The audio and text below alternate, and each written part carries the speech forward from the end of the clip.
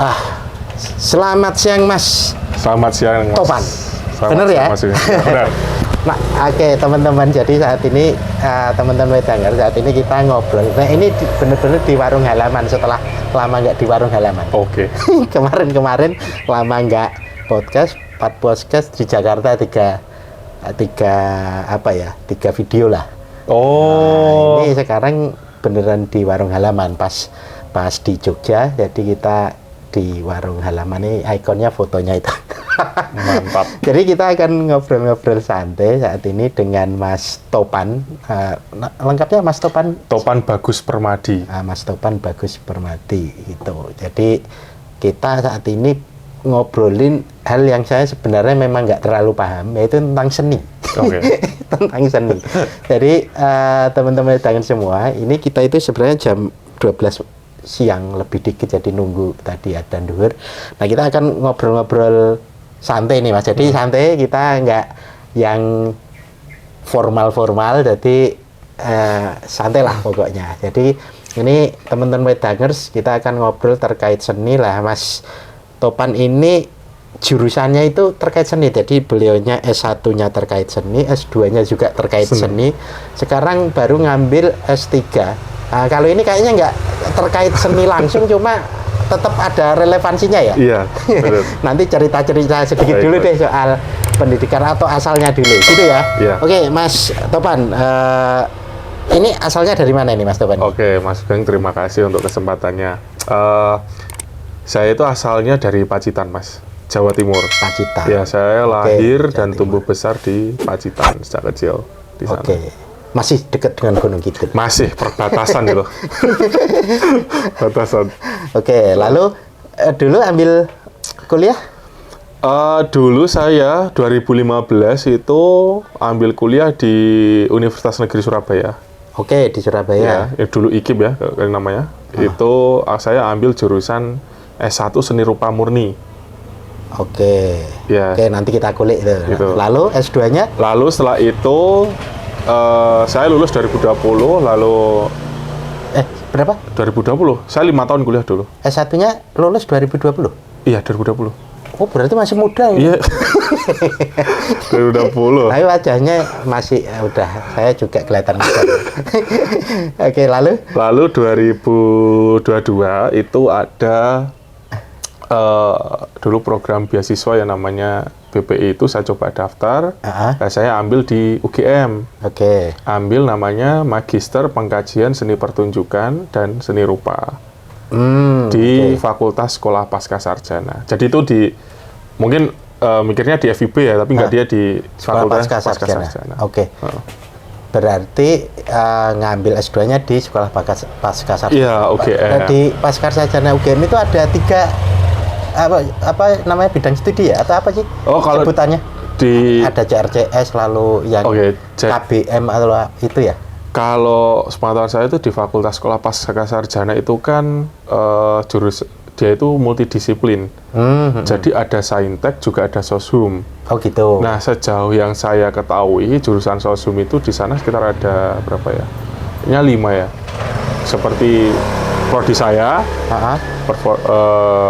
Pengkajian Seni Pertunjukan dan Seni Rupa S2 S3, lalu CRCS, Kajian Religi dan Budaya, sama S3-nya IRS itu, lalu Kajian Budaya Media, KBM, terus Kajian Pariwisata, S2 S3 juga, lalu sama kalau nggak salah jurusan Kebijakan dan Resolusi Konflik.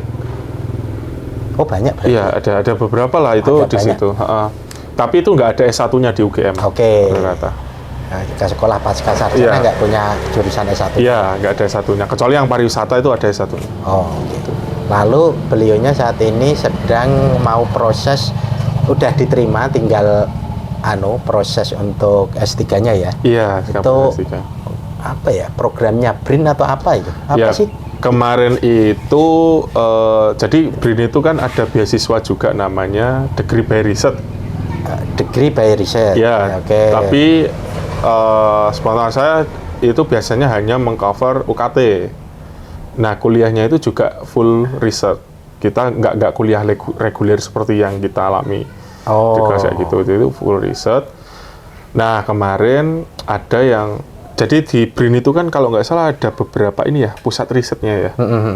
Nah, kemarin di Pusat Riset Masyarakat dan Budaya itu membuka salah satu program namanya Ekspedisi Masyarakat Adat, RIM namanya. Investasi strategis itu. Nah, kerjasama dengan Fakultas Ilmu Sosial Politik Universitas Padjadjaran di Bandung. Ya. Jadi hanya bisa memilih yang ada di jurusan FISIP itu. Nah, ini saya nggak mau cerita dulu ya. Jadi karena dulu itu basis perspektifnya waktu saya di S2 itu kan antropologi, sosiologi. Basis perspektif teorinya kebanyakan pengembangan dari sana dan juga teori sastra. Nah, itu saya mengambil yang S3 ini program studi sosiologi konsentrasi antropologi di Unpad. Ya. Jadi sosiologi payungnya, antropologi agak spesifiknya gitu ya? Jadi di Unpad tuh ada S1, S2 antropologi, tapi S3-nya itu ikut di sosiologi sebagai konsentrasi. Gitu. Oke. Dan ini mulainya apa? Agustus apa September? Mulai ininya? Kalau untuk yang by riset itu 1 September udah mulai, Mas. Udah mulai ya? Agustus belum ini? Persiapan Agustus. Betul. Dan ada beberapa teman yang dulu juga podcast di sini juga diterima juga ya. Ada Mas Yongki. Iya, Mas. Lalu dari BRIN itu kayaknya ada Mas Bowo atau siapa itu kemarin kalau nggak salah info. Dan kebetulan nggak teman-teman yang kita kenal gitu. Nah, kita ngobrol nih karena ini bidang seni yang saya kira saya juga terlalu awam kalau seni ini, Mas. Nah, kita ngobrol ya karena ada beberapa praktek budaya yang sebenarnya di Jogja, di Jawa Tengah, mungkin di Jawa Timur itu, dan mungkin di banyak wilayah ya, cuma kita yang deket-deket ini disebut itu kan ada praktek-praktek itu beberapa sangat istilahnya masih bisa berjalan juga didukung oleh pemerintah daerah, pemerintah pusat. Kalau Jogja kan didukung tuh juga lewat dana keistimewaan. Tapi di luar itu pun beberapa praktek-praktek kebudayaan juga tetap berjalan walaupun tidak didukung secara formal pun juga tetap berjalan. Cuma ada juga yang beberapa itu hilang gitu. Jadi pelakunya nggak ada, praktek budayanya juga jadi nggak ada juga gitu, beberapa gitu. Nah, sebelum ke sana kita akan ngobrol dulu nih karena kita kulik-kulik dulu Mas Topan ini kan. Mas Topan ini satunya terkait seni murni seni rupa murni. Seni rupa murni. Mungkin bisa sedikit cerita itu seni rupa murni itu kayak apa gambarannya itu. Oke, jadi gini Mas. Saya itu S1 kan di UNESA. Nah, UNESA itu kan dulu terkenalnya kampus keguruan. Nah, awalnya di UNESA itu ada jurusan seni rupa tapi pendidikan. Pendidikan seni rupa, seni tari musik dan sebagainya itu. Nah, lalu di 2015 itu buka jurusan baru yang non pendidikan. 2015. Iya, di UNESA. Salah satunya seni rupa murni dan DKV waktu itu. Nah, saya sendiri nggak tahu waktu itu daftar itu milih itu ya? Karena saya nggak di pendidikan. Kalau saya mau ngambil pendidikan dulu kayaknya nggak begitu match lah. Saya sendiri kurang telaten gitu. Mungkin ketertarikannya nggak. Nah, akhirnya saya mengambil itu dulu jalurnya kayak undangan gitu loh. SNPTN dulu. Gitu. Saya terima di situ. Tanpa tes itu ya? Ya. Saya masuk situ dalam portofolio. Nah, karena saya itu dulu kan 6 tahun di madrasah, MTS sama MAN. Minim pelajaran seni. Jadi otodidak. Gitu. Itu apa? Gambar? Sampean? Nah, ketika saya masuk, saya kaget. Ternyata teman-teman saya itu udah mahir semua tekniknya. Gitu ya? Gitu. Nah, karena di situ, ternyata di UNESA ini menawarkan 3 fokus penjurusan, Mas. Ada penciptaan 2 dimensi, itu bisa lukis, grafis, fotografi dan sebagainya. Oh, termasuk fotografi? Iya. Kalau di Indonesia seperti itu. Terus 3 dimensi itu meliputi bisa patung, geria dan sebagainya, keramik kayak gitu. Oke. Yang nanti hasilnya 3D gitu. Nah, yang ketiga itu ada namanya kajian seni. Oke. Kajian seni itu fokusnya full untuk meneliti tentang aspek yang berkaitan dengan kesenian, spesifik ke seni rupa. Oh, itu yang sampean ambil itu? Iya, dulu saya ambil itu. Itu contoh realnya kayak apa sih? Gitu? Misalkan seni rupa ini dalam artian lukisan misalkan, atau apa? Lalu apa yang di garis besarnya apa itu? Nah itu, kalau dulu kan awal saya masuk, pemahaman saya tentang seni rupa itu terbatas pada aspek formalnya ya. Lukis, grafis, kayak gitu. Yang sesuai dengan mazhab-mazhab kurikulum dari Eropa gitu. Oke. Karena ya kalau ngomongin seni rupa murni ya itu ada 3, lukis, grafis, sama patung gitu. Nah seperti itu. Nah ketika saya masuk studi itu, akhirnya saya bisa memahami bahwa konteks seni rupa murni kita itu nggak bisa dipaksakan dengan perspektif itu. Nah kalau di kasusnya di Indonesia atau di Jawa aja kita ambil, seni rupa kita itu kan selalu berkaitan, dia itu nggak bisa berdiri sendiri. Kayak misal seni lukis gitu ya, ya dia bisa berdiri sendiri, di display di dalam galeri, dan dijadikan pameran gitu. Lah kalau seni rupa kita itu kan dia dekat dengan yang namanya fungsi dan aktivitas. Misalkan, kayak candi-candi itu? Ya, termasuk candi. Biasanya kan untuk aktivitas keagamaan. Kayak gitu kan. Nah, kedua, topeng. Berkaitan dengan aktivitas pertunjukan. Kayak gitu. Lalu batik. Itu juga berkaitan dengan aktivitas performance juga. Entah digunakan untuk tarian, entah itu digunakan untuk upacara-upacara, seperti itu. Nah, kemudian kriya gitu. Pasti nanti akan berkaitan dengan arsitektural, bangunan, dan sebagainya. Jadi, ternyata seni rupa kita itu hidupnya seperti itu. Dia tidak terpisah gitu dengan aktivitas masyarakat. Nah, kayak gitu, Mas. Nah, kalau di dalam kalau kita memahami konteks seni rupa di Indonesia, pasti kita juga akan mempelajari kondisi sosio-geopolitiknya juga. Gitu. Oh gitu? Iya. Karena latar belakangnya seperti apa? Mungkin simbol-simbolnya menggambarkan gitu atau betul. Gimana? Iya, seperti itu. Karena konsep galeri dan museum itu kan sebenarnya itu kan dibawa dari Eropa yang kemudian diterapkan di sini. Ketika kolonialisme datang, mereka itu kan mengumpulkan benda-benda antik kemudian didisplay. Nah, kalau kita memperlakukannya kan nggak seperti itu. Ada yang jadi punden, ada yang jadi apa seperti fungsional. Itu. Fungsional, ada fungsi. Dia apa ya, langsung terlibat dalam tanda kutip dengan aktivitas. Bener. Gitu. Kayak gitu. Makanya kalau kita ngomongin museum yang ada di Indonesia, yang pertama itu apa sih?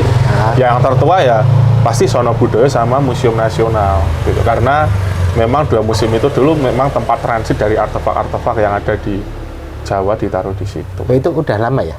Sono Budoyo itu udah lama, Mas. Udah lama. Dulu itu yang membentuk, aku lupa namanya ya. Tapi dalam historinya kalau di Jawa itu salah satu yang tertua ya Sono Budoyo itu museum. Udah zaman sudah Hindia Belanda sih itu. Iya. Sekitar 1930-an kalau nggak salah berdiri. Saya lupa tahun-tahun itu. Nah kalau saat ini biasanya kalau yang teman-teman lulusan S1-nya itu apa tadi, seni rupa murni ya. Seni rupa murni itu berarti dia akan cenderung aktivitas yang dia akan terlibat itu di seperti apa? Model aktivitas seni yang macam apa gitu. Kalau secara umumnya, seperti kawan-kawan saya satu angkatan gitu, ya rata-rata mereka akan jadi seniman. atau desainer di sana. Istilahnya praktek ininya mereka memang jago ya? Iya, jago di sana. Karena saya sendiri kan mau gambar, mau apa, memang jago. Karena kebetulan saya skillnya nggak semahir teman-teman, makanya saya lebih tertarik ke ranah akademik, kajian, penelitian itu tadi, gitu. Jadi waktu itu dulu yang ambil pun cuma 3 anak Mas itu. Yang apa? Yang ambil kajian, yang lainnya di penciptaan. Oh gitu.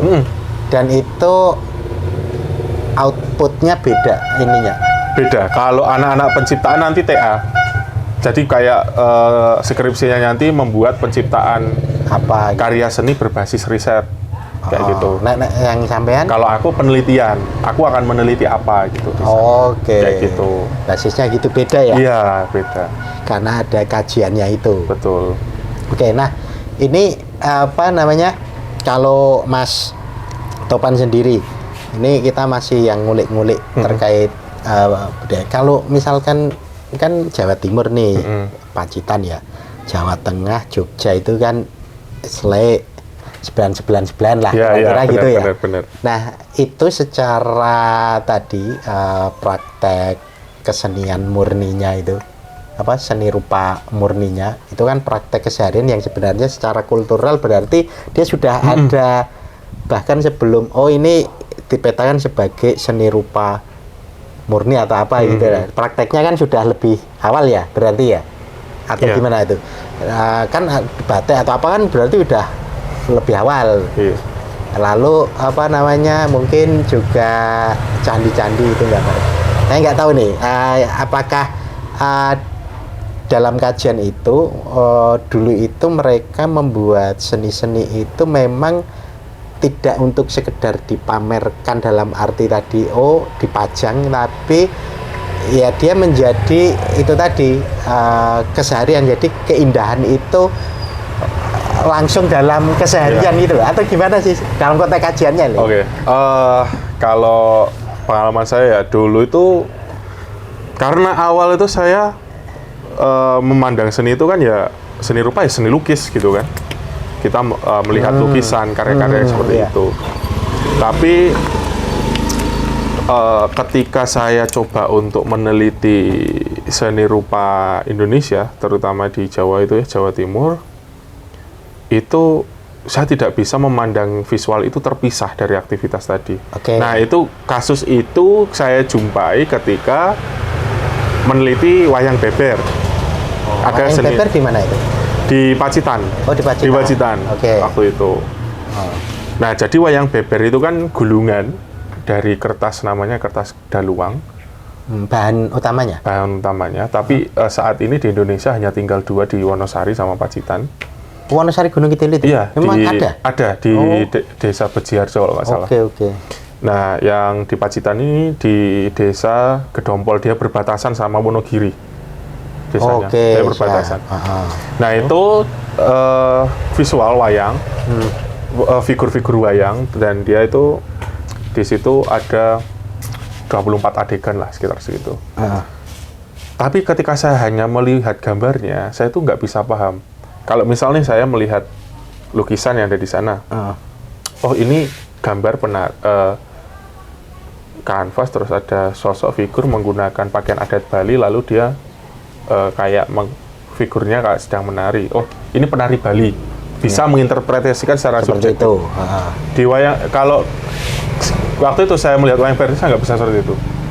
Jadi saya harus menikmati dulu ceritanya, baru bisa menginterpretasikan. Ini adegan apa sih? Ini adegan seperti ini toh.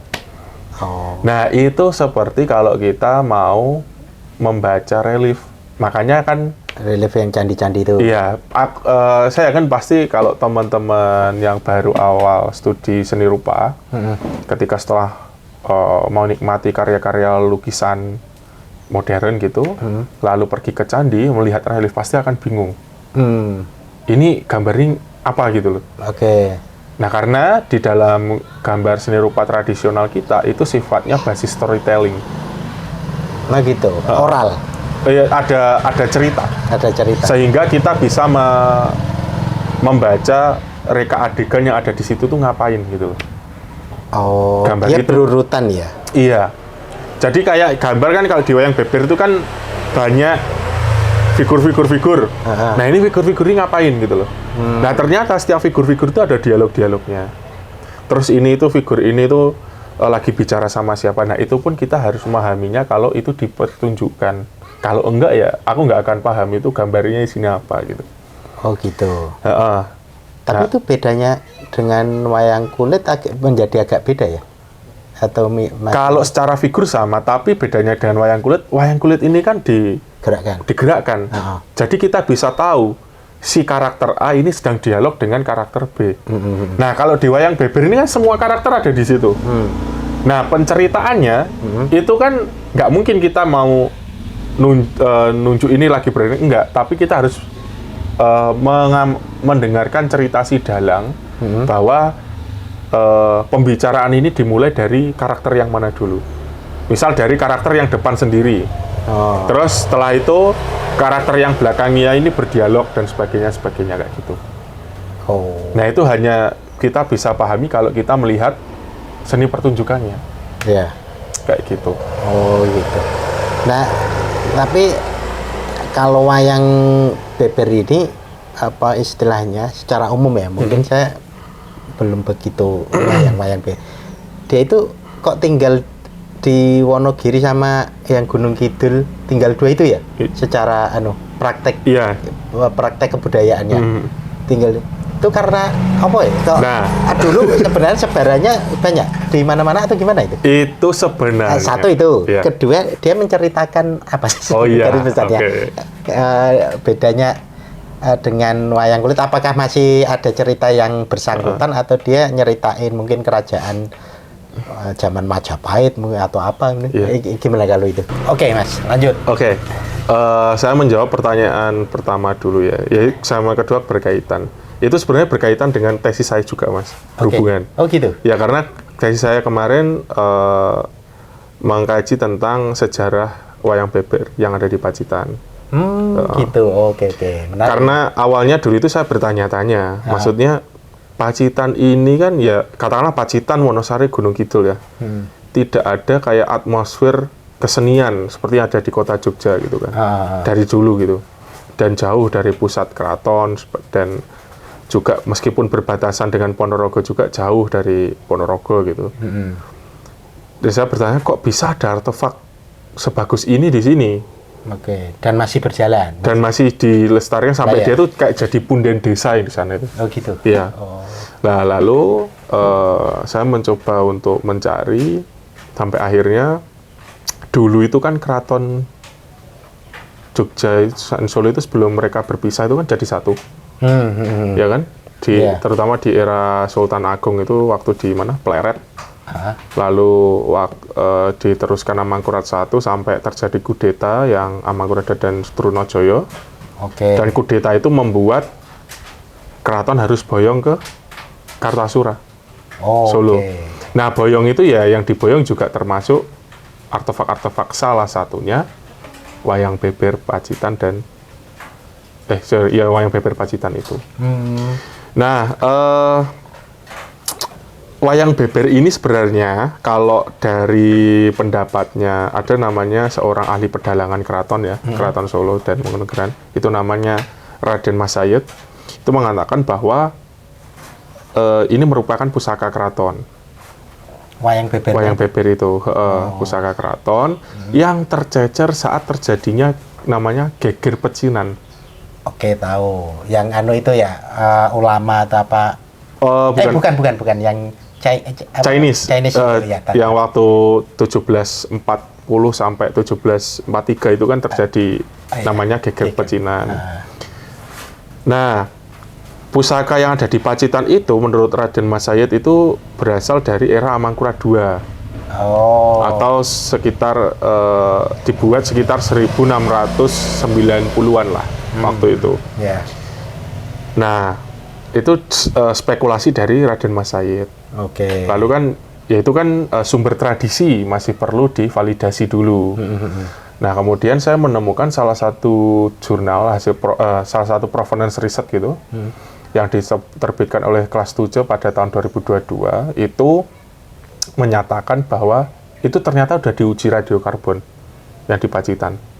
Dan wayang bebernya. Iya, dan umurnya itu valid seperti yang dikatakan si Raden Mas Sayed itu tahun 1950 atau 80 saya lupa. Sekitar 18 apa 19? Enggak, dia menyatakannya. Oh, menyatakannya. Oh. Di salah satu buku namanya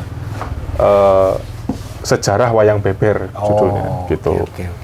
Nah, kalau menurut Mas Sayed ini kenapa kok bisa sampai di Pacitan? Jadi waktu di era Amangkurat II itu kan dia meninggal, lalu digantikan Amangkurat III, terus ke PB1, Pakubuwono I, Pakubuwono II. Yang pindah ke Surakarta itu.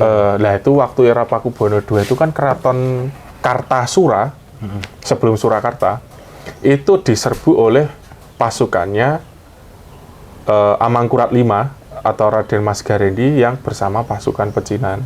Jadi Amangkurat V ini juga salah satu terahlah dari situ, yang akhirnya mengkudeta PB2 bersama pasukan pecinan diduduki. Nah, dalam proses pelariannya,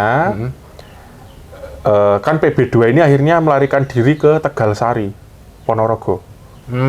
Gitu. Nah, jalur pelariannya itu ada yang lewat Sragen, ada yang lewat Wonogiri, Pacitan. Oh, gitu. Iya. Gitu. Jadi alur kok sampai sana wayang itu gara-gara itu dan lewatnya itu bisa jadi lewat mana itu daerah Bayat itu lalu ke naik ke Gunung Kidul terus ke Pacitan kayak gitu. Makanya kayak itu di Mejiarjo ada itu. Iya. Mejiarjo itu Karangmojo. Kemarin waktu saya coba menelisik peta jalurnya itu ada jalur-jalur ya kayak setapak-setapak gitulah. Gitu ya. Nah, jadi kan waktu pelarian itu nggak semua barang itu nggak Mas, tapi berpencar. Ada yang melindungi raja, ada yang membawa pusaka. Berarti kalau pelarian itu mereka mungkin agak lama juga di titik tertentu pemberhentian. Nah, di titik pemberhentian itu kan dia butuh tempat singgah. Nah, mungkin kalau spekulasi saya, wujud berterima kasihnya itu ditinggalin artefak tadi. Dia itu bercerita modelnya lembaran atau gimana? Lembaran Mas, gulungan. Gulungan dalam satu gulungan itu ada 4 adegan. Oh gitu. 4 adegan. Dan berapa? Kalau yang di Pacitan itu ada 6 gulungan. 6 gulungan. 24 adegan. Kalau yang di Gunung Kidul itu ada 4 gulungan. Sama. Berapa? 4 gulungan. 4 gambar cuma 4 gulungan. Iya, satu cerita. 1 gulungan, 4 gambar. Harusnya itu kalau yang di Pacitan itu 1 gulungan, 6 gulungan 1 cerita. 6 gulungan 1 cerita. Iya. Kalau yang di Gunung Kidul itu 4 gulungan 1 cerita. Tapi di Gunung Kidul itu ada 3 cerita. Tapi yang cerita kedua dan ketiga ini cuma tinggal 2 gulungan sama 1 gulungan. Itu. Nah, itu dulu juga ketika saya menganalisis di beberapa serat, itu nggak hanya di Bejiharjo, tapi ada yang di daerah Giring, Desa Giring. Mana itu? Desa Giring, yang ada makam Ki Ageng Giring. Oh, yang sini ya, Pak ya? Iya, Panggang atau iya, daerah dekat situlah. Terus sama saya lupa yang satunya itu ada juga di situ. Nah, karena itu sudah nggak ada yang merawat dan melestarikan, diserahkanlah semua ke Bejiharjo. Akhirnya terkumpul semua di sana. Oh gitu. Gitu. Berarti total berapa gulungan? Kalau di Bejiharjo maksudnya? Bejiharjo 8. Kalau di Pacitan? 6 gulungan di Pacitannya? Dan yang paling tua itu ada di Pacitan. Oh gitu. Dan kemarin dari hasil provenance riset itu ditemukan 1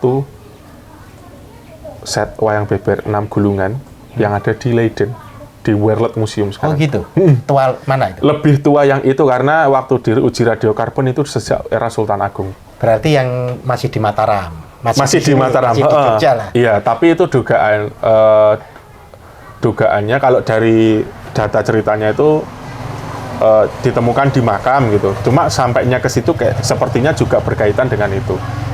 Nah, terkait artefak keraton yang tiba-tiba kenapa kok bisa ada di situ, sebenarnya itu ada 2 spekulasi ya, benda-benda seni itu. Kenapa tersebar. Yang pertama itu di eranya Amangkurat III, itu kan Rickleff, kalau nggak salah, Rickleff itu pernah nulis namanya di salah satu bukunya di, kalau nggak salah, History of Modern Indonesia, itu The Missing of Pusaka Kartasura. Di mana waktu Amangkurat III itu dikudeta pamannya sendiri, si PB1, itu dia membuang semua pusaka keraton. Oke. Nah, itu Kenapa? karena legitimasi raja itu kan juga dibentuk oleh itu, Mas, pusaka. Oke. Ketika raja tidak mempunyai pusaka, itu pusaka-pusaka sejak eranya si Sultan Agung. Oh gitu. Kayak gitu. Oh berarti wayang beber sendiri itu sebenarnya sejak zaman Sultan Agung kemungkinan. Iya, kalau menurut dari yang Leiden kan dibuat di radiokarbonnya segitu. 1630-an dibuatnya. Berapa? 1630. Itu kan era Sultan Agung bertata. Iya. Iya. Berarti ya. Heeh. Ya berarti di era itu sudah ada. Gitu. Tapi secara cerita sebenarnya dia itu menceritakan. Nah, kalau ceritanya yang ada di Wonosari dan Pacitan itu temanya cerita Panji. Sama. Maksudnya yang Pacitan sama dia ceritanya sama atau beda? Tema ceritanya sama tapi alurnya berbeda. Oh gitu. Jadi cerita Panji itu sebenarnya cerita yang sudah cukup tua ya. Kalau ada salah satu buku yang diterbitkan oleh Lydia Kiven. Dia itu seorang peneliti Panji dari Jerman. Panji itu nama orang apa? Panji itu nama lakon cerita itu. Oh gitu. Jadi ada tapi Panji, ada kata. Dia tokoh Utama di dalam cerita. Okay. Nah, makanya disebut cerita Panji. Nah, agak belum tahu, pernah dengar cuma belum fix tahunya seperti apa. Nah, cerita Panji ini sebenarnya kalau bukti-bukti arkeologisnya itu lebih banyak dijumpai di candi-candi di Jawa Timur. Oh gitu? Ya. Oh, berarti sudah ada cerita itu di relief-relief candi? Iya, Mas. Oh gitu? Sudah lama. Itu bisa dibaca di salah satu bukunya Lydia Kiven namanya, judulnya Menelusuri Figur Bertopi di Candi-Candi. Nah, itu kebanyakan yang ditemukan oleh Lydia Kiven itu relief-reliefnya itu beradegan cerita Panji. Nah, Lydia Kiven itu bermodal dari naskah-naskah turunan yang ada di era Mataram, di lontar-lontar yang tersebar yang ada di sini. Oh, berarti mungkin lebih tua lagi ya itu daripada yang lembarannya itu. Iya. Kan dia udah ada dulu. Gitu ya? Jadi reka adegannya itu dibaca mirip dengan naskah-naskah turunan gitu yang ada di lontar sama yang di yang ada di keraton gitu. Tapi sosok si Panji ini sosok dalam artian kisah nyata gitu atau dia semacam tokoh fiktif yang misalnya ya dia tokoh sebenarnya nggak nyata cuma kalau ungkapkan gitu. Panji ini sebenarnya secara gelar itu kerap digunakan di Jawa Timur. Nah, kalau ceritanya itu kan sebenarnya kisahnya antara Panji sama Sekartaji, mereka bertemu kemudian berpisah. Nah, dalam proses berpisah itu mereka berusaha untuk bertemu lagi. Nah, dalam usaha untuk bertemu lagi itu ada salah satu tokoh yang menghalangi mereka, yang biasanya muncul namanya Klono. Terus akhirnya mereka bisa bertemu lagi gitu.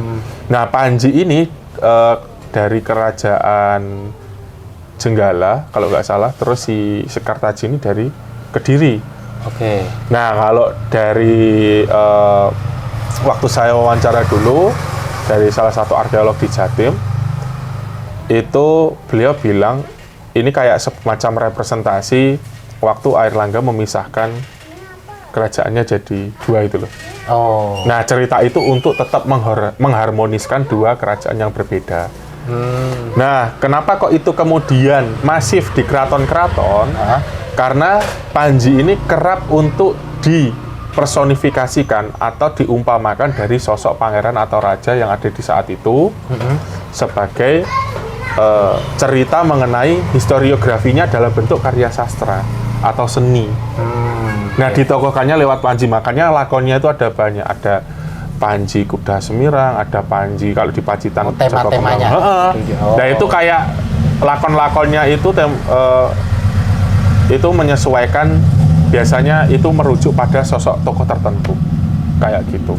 Tapi background tokoh ini sebenarnya kalau di zaman-zaman itu representatif kerajaannya itu masih yang Hindu kerajaan-kerajaan Hindu atau udah yang kerajaan Islam itu berarti? Nah, Kalau menarik. di relief kan berarti Hindu ya? Harusnya Hindu Buddha itu ya. Tapi menariknya cerita Panji sejauh yang saya jumpai, Hah? itu tidak pernah memasukkan unsur agama. Oh gitu? Iya. Oh. Jadi fokus ya dia sebagai rakyat biasa gitu. Kalau kita di Mahabharata atau Ramayana itu kan masih bisa berjumpa dengan dewa atau siapa gitu, atau Toro atau siapa. Nah di Panji ini itu nggak ada mas. Aku hampir nggak menjumpai gitu. Nah, menarik kalau di pewayangan itu kan konteks ceritanya dari unsur Hindunya kan ada.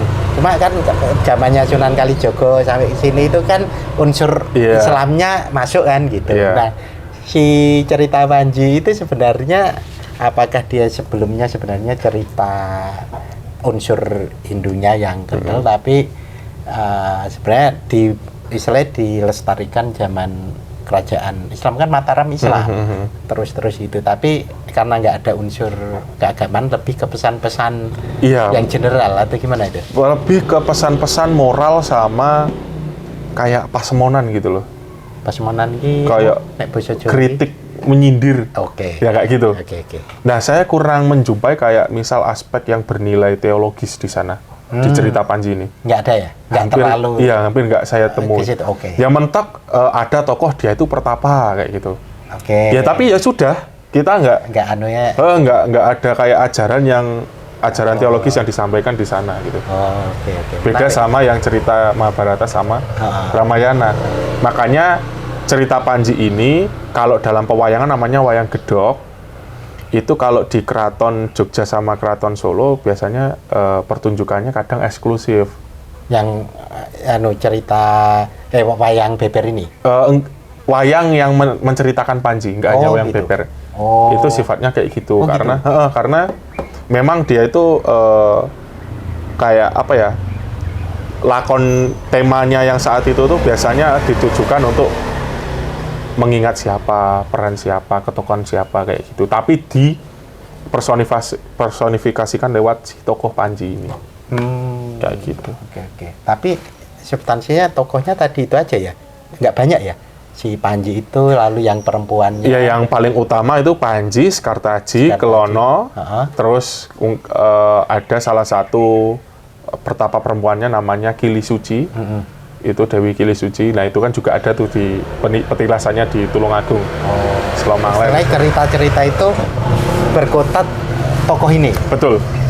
Wayang topeng itu ceritanya juga Panji. Dan ini kan tokohnya nggak banyak. Iya. Wayang kulit kan macam-macam itu. Macam-macam. Itu terbatas dia tokohnya. Dan latarnya selalu antara kerajaan Kediri dan Jenggala. Mayoritas kebanyakan seperti itu. Jenggala itu tempatnya di mana itu? Jenggala itu ya sekarang kayak jadi Malang. Daerah sana. Iya, daerah situ. Kediri kita masih ngira-ngira Kedirinya kan masih. Iya. Kalau Jenggala Malang. Kurang lebih ya. Iya. Kayak gitu, Mas. Siap. Itu kita malah ada gambaran ini. Nanti fokusnya di wayang beber nggak apa-apa.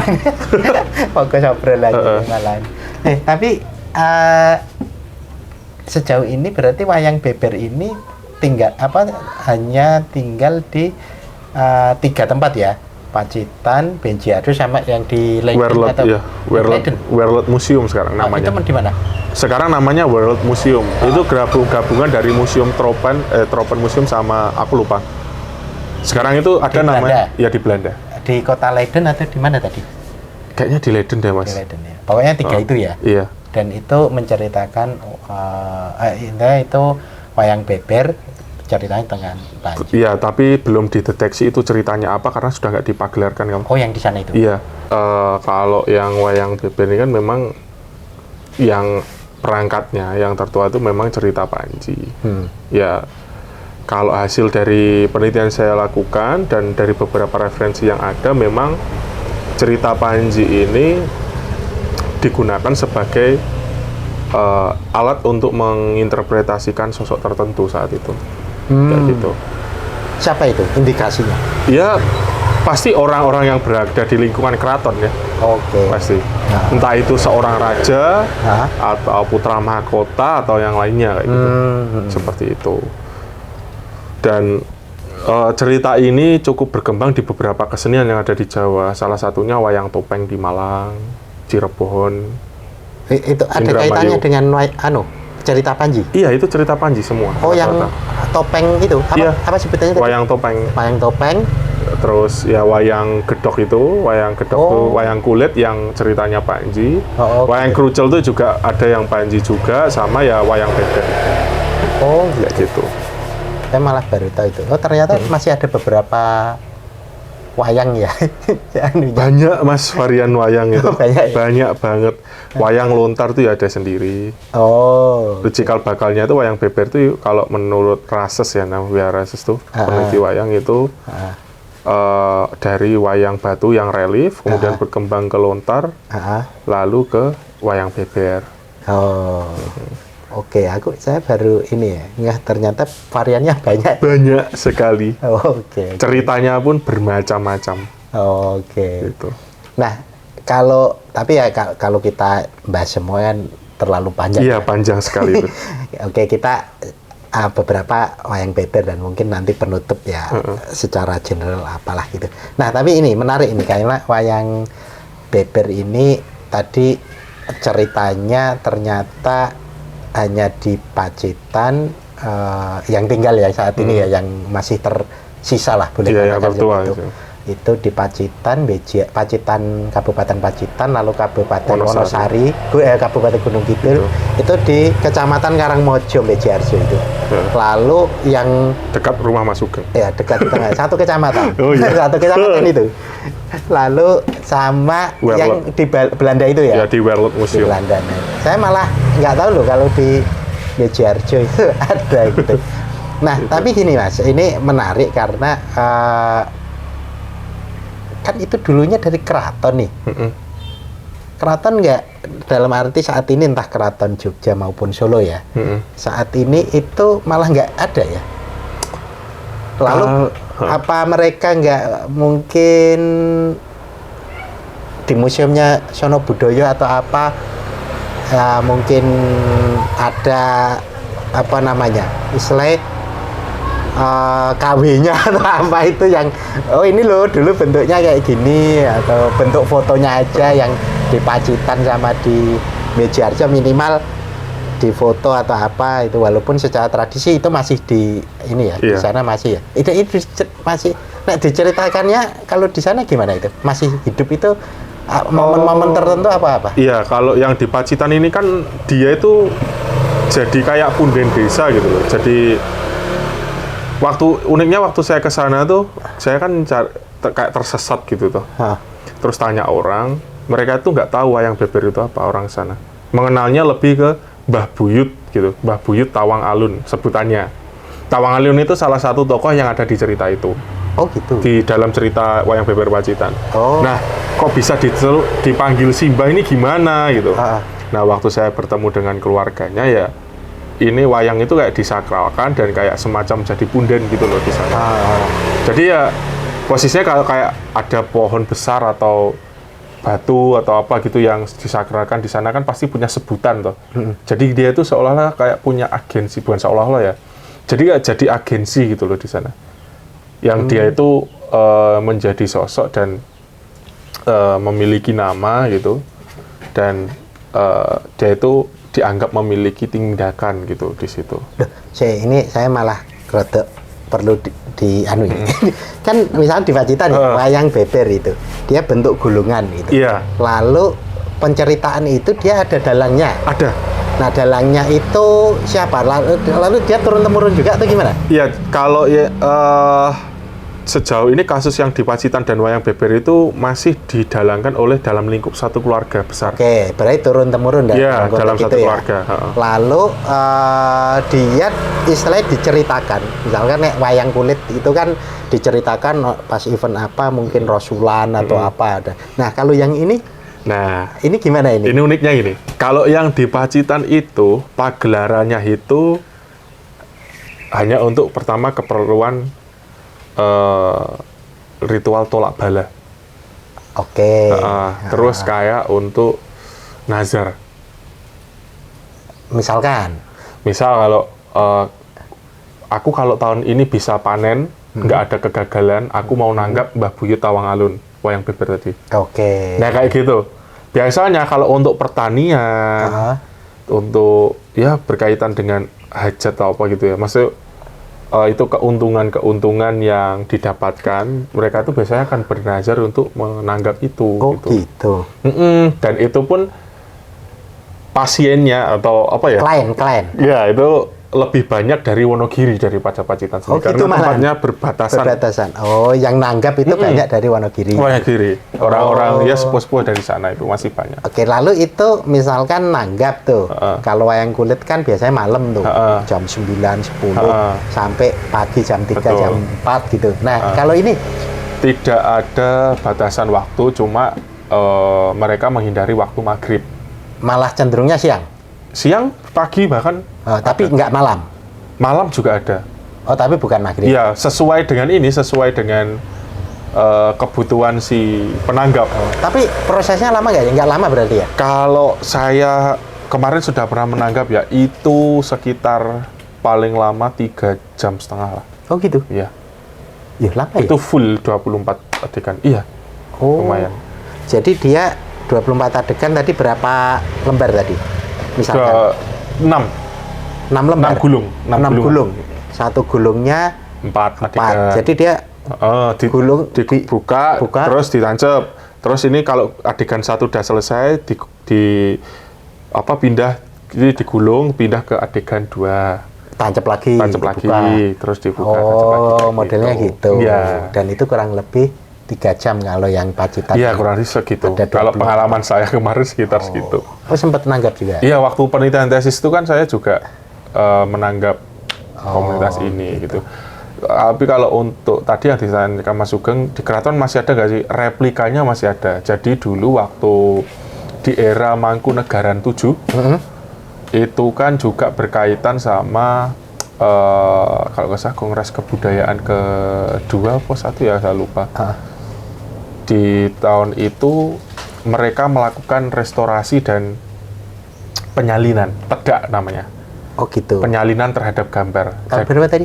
1937. Oh, malah sebelum merdeka ya? Iya, itu masih Hindia Belanda kita. Oh, okay. Di era Mangkunegaran 7 itu terjadi penyalinan. Jadi kalau Mas Sugeng nanti ke Mangkunegaran, ke Reksa Pustaka atau ke aku lupa ruangan mana ya, itu nanti akan ada lukisan wayang beber Pacitan dan Gunung Kidul. Replika itu ya? Replika. Di Pacitan sama di yang Beji ada ya, dia? Ada.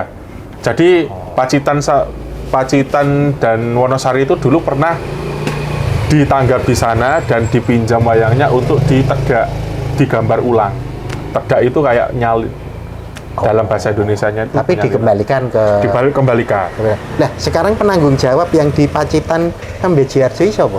Ya keluarganya, masih keluarga besar itu. Oh, keluarga besar itu? Masih keluarga besar. Termasuk di Beji Harjo itu kalau nggak salah kemarin terakhir dalangnya perempuan. Karena nggak ada keturunan laki-laki toh.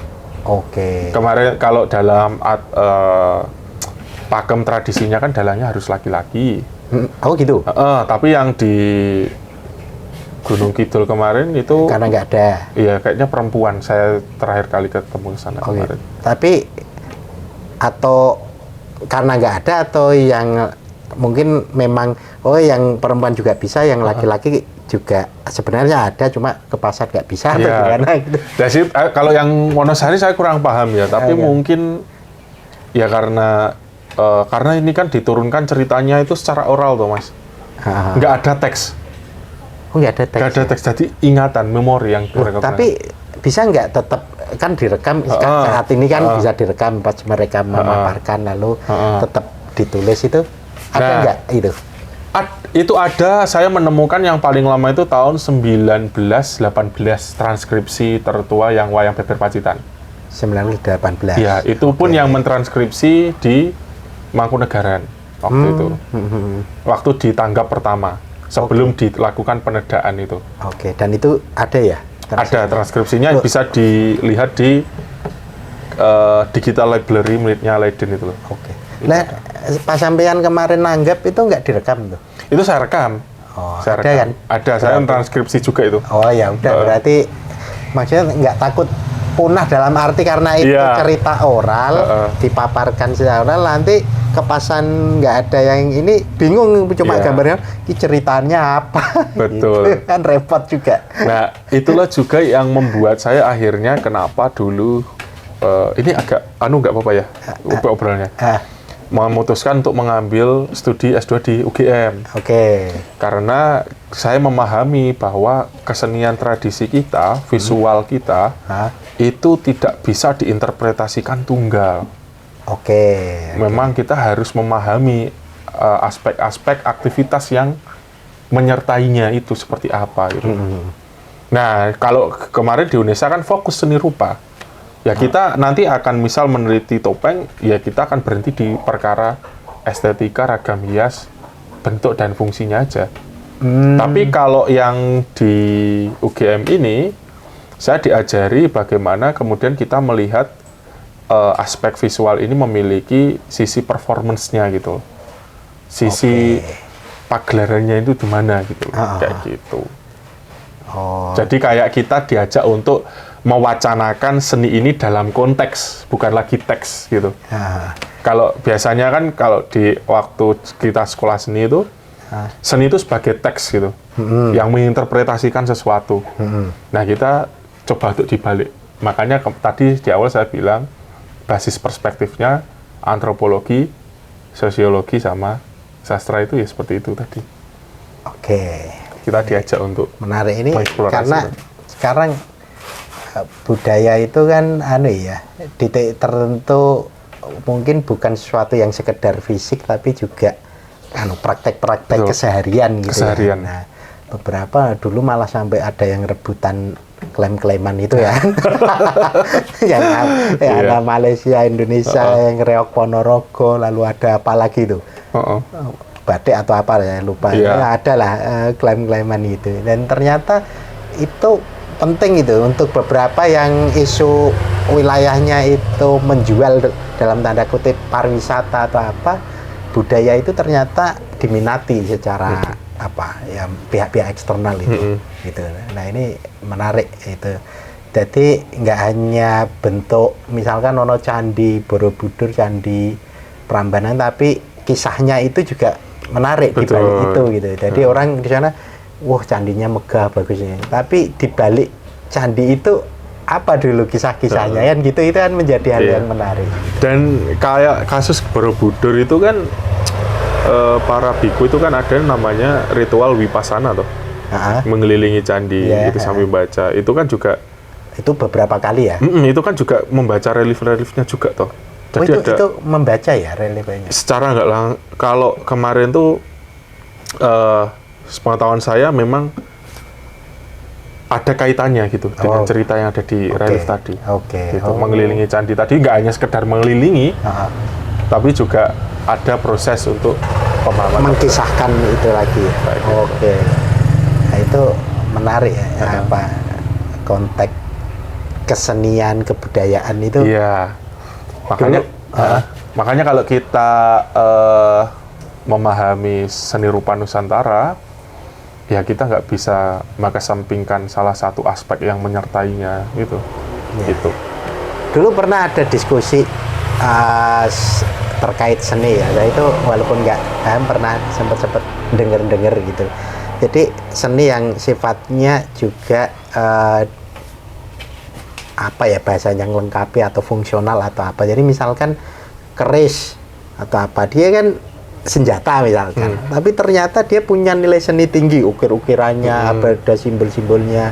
Lalu rumah, ya secara fungsi dia bangunan untuk melindungi orang sebagai tempat tinggal, tapi ada ukir-ukirannya macam-macam, ada simbol-simbol dia. Itu kan ada nilai-nilai di balik itu, ada cerita-cerita di balik itu ternyata gitu. Tidak hanya sekedar fungsi wes pokoknya ono senjata, fungsine tinggu nusuk atau sekedar pajangan atau mungkin rumah sekedar melindungi, tapi ternyata ada seni yang sebenarnya itu punya kisah yang bernilai gitu loh.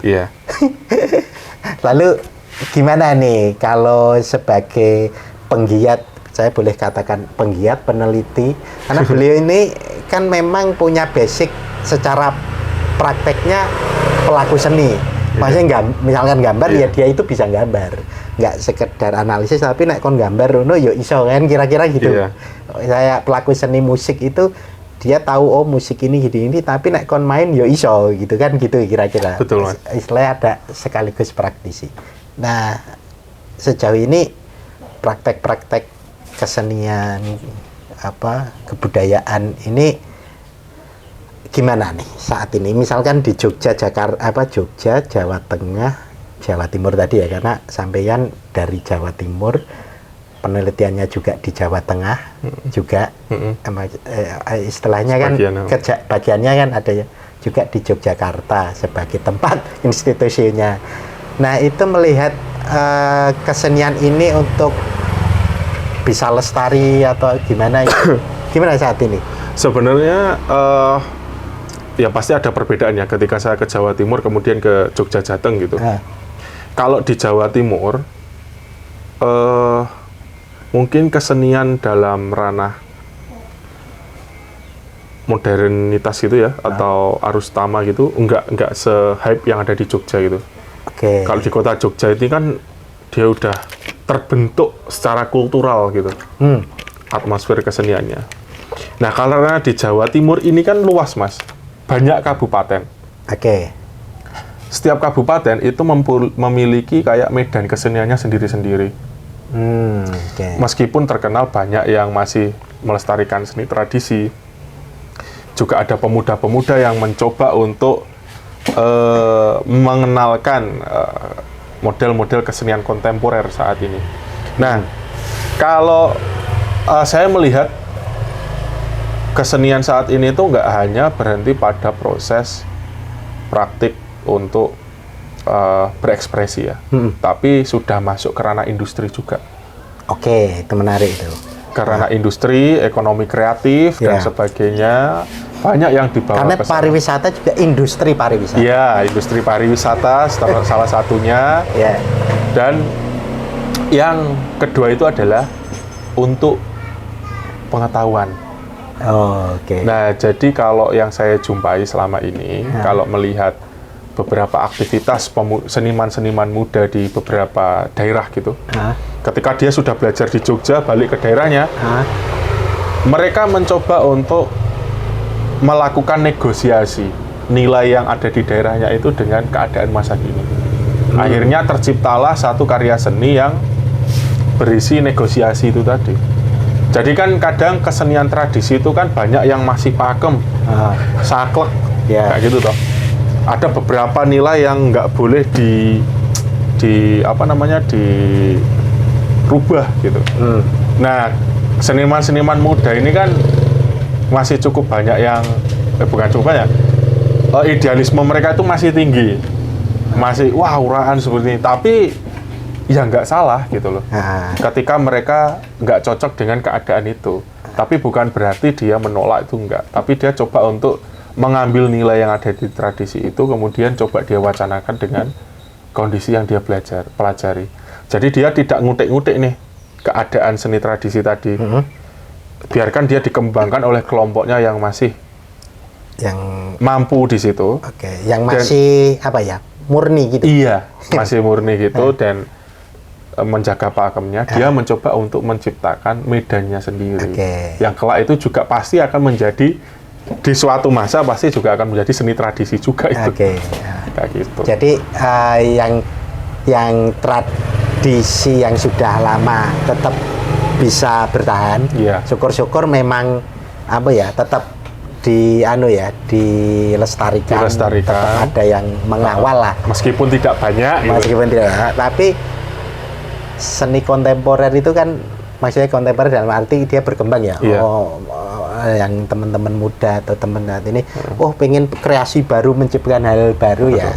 Itu kan nggak bisa dibatasi ya. Maksudnya kan ya biar aja gitu kan. Semakin berkembang itu dia mungkin jadi genre baru itu.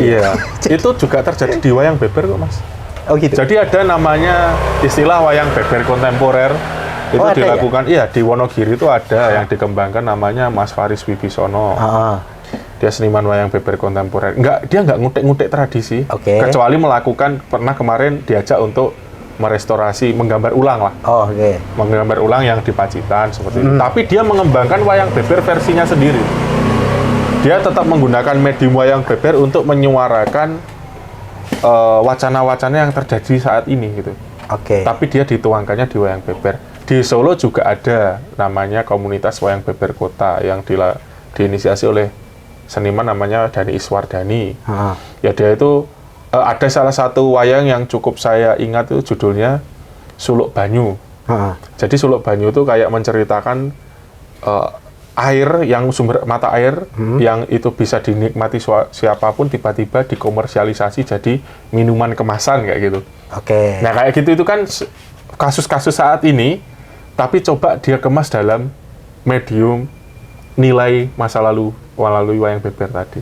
Tapi gulungannya, gambarnya itu baru atau gimana kan? Baru, buat sendiri. Oh, dia. buat sendiri? Iya, jadi dulu kan pakai kertas daluang. Oke. Dia pakai kanvas, dilukis sendiri, dibuat ceritanya sendiri. Kayak gitu. Tapi gambar yang berbeda? Gambarnya berbeda, tapi figur-figurnya kayak gitu tetap kayak wayang si beber. tokohnya tadi tetap? Iya. Oh, tapi gambarnya nggak sama ya? Dia sudah menyesuaikan yang diceritakan? Kekinian. Oke. Ceritanya juga baru? Baru. Oke. Tapi cara untuk berceritanya di wayang beber yang klasik itu tetap digunakan sama dia. Oh. Reka adegannya gimana, model-modelnya. Ya, menarik itu. Nah itu kayak gitu sekarang. Kalau saya melihat kondisinya seperti itu. Sebenarnya itu malah ya, bentuk adaptasi agar juga yang anak-anak muda atau yang baru-baru aware dengan tradisi. Dia yang lama tetap, tapi mungkin dengan kondisi sekarang ada yang model penceritaan baru gitu. Akhirnya orang-orang umum yang awalnya nggak tahu apa sih ini, itu kan mencari tahu toh Mas. Iya. Ya kayak gitu. Ya menarik itu. Ya cara melestarikannya kurang lebih seperti itu mereka. Jadi tapi juga ditampilkan dalam arti tadi itu kalau ada orang yang nanggap itu pesan untuk pengen ditampilkan, dipertunjukkan itu ada juga kemarin yang kontemporer. Pasti ada Mas. Jadi kayak untuk acara kalau di Solo kemarin tuh cukup banyak kok acara haul apa gitu nanggap wayang beber. Tapi dia ngambil dari yang orang Pacitan ini. Orang Pacitan mana? Yang kontemporer wayang beber kontemporer ini tadi dari Pacitan. Enggak, dia itu di Solo. Oh, dia Solo. Di Solo. Ada yang di Solo, ada Wonogiri, ada Jakarta, ada Mojokerto. Banyak ya berarti. Banyak udah tersebar. Oke. Setiap komunitasnya. Dan mereka itu uniknya merangkum persoalan yang ada di daerah mereka sendiri-sendiri. Oh gitu. Oke. Tapi cerita tokoh-tokohnya tetap acuannya yang wayang beber klasiknya. Ceritanya berkembang, tokohnya aja yang dipakai di sana. Oke, siap. Menarik itu. Kayak gitu. Nah, itu kalau menurut saya berkaitan dengan pelestarian ya, itu bagaimana seniman sekarang itu melestarikan seni tradisi kita itu seperti apa? Seperti itu. Karena mereka sendiri kalau masuk ke ranah sistem yang tradisi tadi juga tidak sepenuhnya mampu gitu. Mereka sudah hidup dengan cara yang berbeda. Nah, makanya kalau ada kepunahan gitu, tapi pengembangannya itu masih tetap ada. Yang punah ini yang sebelum dikembangkan itu punah kayak gitu. Nah, itu cara pelestarian. Kalau saya memandangnya sekarang fenomena pelestarian seperti itu, Mas. Yang dilakukan oleh seniman-seniman muda saat ini. Yang di Jawa Timur dan di Jogja. Itu sama. Oke, ini menarik sekali. Sebagai sesi penutup, kan kita udah ngobrolin wayang beber nih, termasuk beberapa kaitannya dengan S1, S2-nya juga. Nah, S3-nya ini sebentar, ini sebagai penutup, kan ngambilnya apa tadi? Ekspedisi masyarakat adat di Osing saya. Osing, oke. Ini kita nanti kalau bahas itu mungkin jadi panjang lagi. Cuma dia lebih ke kajian apa kalau itu? Kalau saya yang untuk S3 ini identitas masyarakat Osing itu mereka dikuatkan atau dibentuk oleh apa gitu. Lah saya mengambil bagaimana kemudian seni pertunjukan di masyarakat Osing, adat Osing itu menjadi semacam arena untuk melegitimasi identitas mereka bahwa mereka ini Osing gitu loh. Oke. Gitu. Nah, lanjut kita ini sesi terakhir ini, sesi terakhir. Jadi mungkin 2 menit, 3 menit lah kita udah panjang ternyata ngobrol-ngobrol santainya ini. Tadi kan beliaunya sudah mau segera ke lapangan ini untuk S3-nya itu terkait penelitian masyarakat Osing ya? Iya, Osing. Masyarakat Osing. Nah, terakhir nih kita tadi sudah bahas wayang beber juga agak panjang nih, jadi nanti judulnya wayang beber aja. Tapi ini terakhir ini Mas Topan. Ini kan Mas Topan ini sebagai pelaku, praktisi, sekaligus akademisi ya, dalam konteks sebagai peneliti beliaunya ini. Itu melihat praktek-praktek kesenian, kebudayaan ini masih punya harapan bahwa ini secara kultural itu praktek-praktek kesenian kebudayaan itu akan menjadi bagian dari masyarakat. Di sisi yang lain dia juga ada pendekatan terkait industri ya, yang nantinya secara dalam tanda kutip promosi kebudayaan itu menjadi lebih lebih laku lah boleh katakan di dunia internasional kan gitu. Kalau industri pariwisata itu saat ini tidak sekedar menjual tempat tapi praktek-praktek kebudayaan. Nah, sebagai penutup gimana ini potensi ke depan dunia kesenian dan kebudayaan ini dalam menjaga kelestarian di satu sisi, yang praktek-prakteknya menjadi bagian kehidupan masyarakat, di sisi yang lain itu menjadi suatu nilai lebih dalam industri pariwisata, kira-kira gitu. Monggo. Mungkin saya jawab dulu untuk di industri ya, industri pariwisata atau kreatif itu. Kalau itu mungkin kita tidak usah meragukan lagi ya, maksud fenomena sekarang itu kan industri kreatif kita lagi gencar-gencarnya. Begitu. Dan industri pariwisata kita itu tidak lagi ngomongin perkara tempat yang eksotis gitu. Tapi sekarang juga sudah menjurus ke ranah praktik-praktik kesenian. Nah, cuma saya sendiri ya kalau secara pribadi itu cukup yang mirisnya adalah akhirnya jatuhnya eksotisme nanti kesenian itu. Tapi kalau untuk secara industri pasti masih akan tetap berlangsung. Karena disadari atau tidak, kesenian di daerah itu kalau ngomongin sekali profit, mereka bejo profit gitu, profit banget mas. Begitu ya? Iya. Konten-konten kreator yang ada di Jatim, misal kalau di Kediri ada Woko Channel, di Pacitan ada Sukeni, itu mereka profit banget penghasilannya. Kalau nggak gitu, penyanyi-penyanyi lokal kayak siapa ya? Niken Salindri dan sebagainya. Ya itu tanggapannya udah kayak nanggap Dewa 19, Sheila on 7 gitu harganya. Ya itu secara industri lah gambarnya seperti itu. Belum lagi Son Hurek. Sekali tanggapan paling murah berapa puluh juta itu. Oh gitu. Iya. Itu sangat, ya kita bisa tahu arenanya kayak gimana. Tapi yang membuat saya sangat salut dan kenapa saya masih tertarik di ranah kesenian ya sampai saat ini, lebih ke ranah bagaimana kemudian seni itu membantu kita untuk memproduksi pengetahuan. Kayak seperti tadi ya, yang saya contohkan di wayang beber kontemporer, mereka coba untuk merekam persoalan lokal yang kita bahkan nggak dengar, tapi bisa mereka rangkum seestetis mungkin untuk kita nikmati. Di situ, wah ada ironi, ada kebahagiaan, ada kesedihan juga. Jadi saya lebih tertarik ke sana. Bagaimana individu seniman atau komunitas lokal itu mencoba untuk memproduksi pengetahuan melalui seni ini. Saya lebih tertariknya di sini.